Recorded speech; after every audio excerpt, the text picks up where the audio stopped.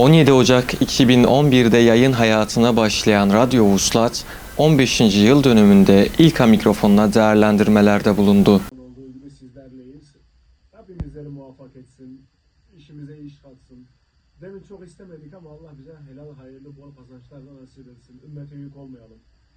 Vuslat özünde kavuşmak demektir ama insani bir kavuşma yok bu işin doğasında. Vuslat hakka kavuşmaktır aslında, hakka ulaşmaktır. Biz de radyomuzu halkın hakka vuslatı için sloganıyla kurduğumuzdan dolayı bu ismi tercih etmiştik. Vuslat, yani başa dönecek olursak kavuşmak demek. Vuslat FM 17 Ocak 2011 tarihinde yayın hayatına başladı. O günden bugüne de halkın hakka vuslatı için şiarıyla, halkı hakka ulaştırmak şiarıyla yayınlarımıza devam ediyoruz. İlk günkü heyecanımızla, ilk günkü prensiplerimizle yolumuza devam etmeye çalışıyoruz. Adana'da radyo hala diğer illere nazaran daha çok dinlenen, daha çok tercih edilen bir araç, bir iletişim aracı. Yayıncılık alanında da Türkiye'de boş frekansın bulunmadığı nadir illerdendir Adana. İnsanların çokça dinlediği radyoyu dinimize hizmet için kullanmak adına inşallah bu yola girmiştik. Yolumuza da aynı şekilde devam etmeye çalışıyoruz. Bizi diğer radyolardan ne ayırıyor? Dinleyicilerimiz ayırıyor. Bizi diğer radyolardan yayınlarımız ayırıyor. Yayınlarımızdaki özenimiz ayırıyor. Bu herkesin vereceği klasik cevaplardır. Aslında bizim ilkelerimiz bizi diğer radyolardan ayırıyor. Biz para kazanmak, popüler olmak vesaire gayesiyle değil de Rabbimizi razı etmek, onun dinine hizmet etmek, işte onun Resulünün sünnetini insanlara yayabilmek. Bu amaçla yayınımıza başlamıştık. Bundan da bu şekilde. Bu amaçla yayınımıza başlamıştık. Böyle de devam ediyoruz. Bizi diğer radyolardan ayıran temel gaye veya temel nokta işin maddiyat temelinde olmaması, maddiyat hedefiyle olmaması, rızayı ilahi. Herkes evlerde radyo azalmasından dolayı radyoların dinlenme oranının çok düştüğünü zannediyor. Halbuki böyle bir durum yoktur. Yakın zamanda TÜİK bir araştırma yapmıştı. İnsanların araçlarında özellikle en yüksek dinleme oranı işte YouTube veyahut da diğer sosyal mecralar değil, daha çok radyo dinliyorlar. Hatta o TÜİK araştırmasında en güvenilir haber kaynağı olarak radyo 1. sırada seçilmişti. Arabasına binen işte telefonunu bağlayıp 3-5 müzik dinledikten sonra frekansı radyoya çeviriyor. Hatta insanların %84'ü araçlarında müzik dinlemeyi bile radyodan yaptıklarını, haber kaynağı olarak radyoyu seçtiklerini söylemişlerdi TÜİK araştırmasında. Radyomuzda biz güne hatimle başlıyoruz. Sabah ezanıyla birlikte bir hatimimiz var bizim. Güne Kur'an-ı Kerim'le başlayalım istiyoruz ki kapanışımızı da gece 23'te de kapanışımızı da yine Kur'an-ı Kerim'le yapıyoruz. Daha sonrasında haber bültenlerimiz var. Akabinde dinleyicilerimizin işte yolda olmaları, işte iş yerinde olmaları vesaire hasebiyle onlara müzikle dinletiyoruz. Kaliteli programlar sunmaya çalışıyoruz.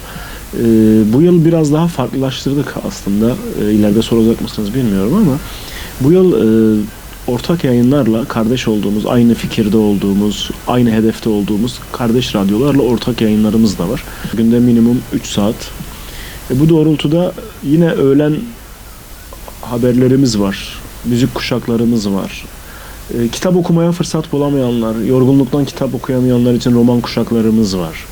Resulullah'ın hayatından hüzmeler sunan siyer programlarımız var. İnsanların fıkhi sorularına cevap veren fıkıh programlarımız var. En nihayetinde akşam da haber ve gün içerisindeki programların tekrarı ve en sonda yine başta da söylediğim gibi Kur'an-ı Kerim'le radyoda bir günü tamamlamaya çalışıyoruz. Ha bu şu değil, bizde mesai kavramı yoktur radyoculukta. 24 saat yayın esası, yani gece 12 olduğunda hadi dükkanı kapatıp gidelim yoktur. Yayınımız sabaha kadar da değişik programlarla devam ediyor. 7 Ekim gününden itibaren ki öncesinde de Kudüs bizim esas davalarımızdan, ana davalarımızdan bir tanesiydi. Hala da elhamdülillah bu bilinçle yolumuza devam ediyoruz. 7 Ekim gününden itibaren de hem intifadanın sesi olmak, hem oradaki mazlumlara bir ses olmak, hem de buradaki insanlara, oradaki direnişi duyurmak adına yayınlarımıza bildiğiniz ara verdik. Yani bazı günler günün 24 saati biz Gazze yayınları yaptık. Özellikle katliamların ayyuka çıktığı günlerde, şehit sayılarının ayyuka çıktığı günlerde biz yayınlarımızı tamamen Gazze'ye odakladık. Demin bahsettiğim ortak kardeş radyolarla birlikte bir yıldan fazla her gün biz Gazze yayını yaptık. Her gün işte araştırmacılar, gazeteciler, kanaat önderleri, STK başkanlarını vesaireyi gündemi sıcak tutmak adına yayınlarımıza davet ettik. Artı boykot için spotlar hazırlayıp gün içerisinde hala vermeye devam ediyoruz. Boykotu diri tutmak, oradaki kardeşlerimize bir nefes, işte bir destek olmak adına biz elimizden geleni yaptık. Yapmaya da devam edeceğiz inşallah. Şimdi en başta söyledik, radyoculuk ve diğer bütün meslekler genelde maddi hedef gözetir. Ama biz sadece bu dünyası için yaşayan insanlar değiliz. Biz esas dünya olan ahiret için yaşıyoruz. Biz bu dünyada ne ekersek ahirette onu biçeceğimiz bilincindeyiz. Bu dünyada para kazanalım, reklam gelsin, müşteri gelsin, ne olursa olsun mottosuyla yaşamak yerine Rabbimizi razı edelim, ekmeğimizi de kazanalım. Ama ekmeğimizi kazanırken de mazlumların sesi olmayı göz ardı etmeyelim. İşte ya bu haberleri çok girersek, işte Gazze'den falan çok bahsedersek, boykottan bahsedersek müşteri kaybeder miyiz, gelir kaybeder miyiz, gelirimiz düşer mi gibi endişeleri gözetmemelerini, ki biz böyle yaptık. Elhamdülillah biz boykot dedikçe gelirimiz de eskiye nazaran daha iyi hale geldi vesaire. Yine söyleyeyim, mazlumun sesi olmak insana belki bu dünyada kazandırmaz. Ama hem vicdanına, iç dünyasına hem de öte dünyaya çok şey katacaktır. Diğer yayıncı arkadaşlarıma da tavsiyem budur. Sadece bu dünyayı değil, hem iç dünyanı hem de öte dünyayı düşünmek de gerekiyor. Rabbim hedeflerimize, ideallerimize ulaşmayı bizlere nasip etsin. Yaptığımız yayınları katında kabul etsin. İnsanlara faydalı kılsın.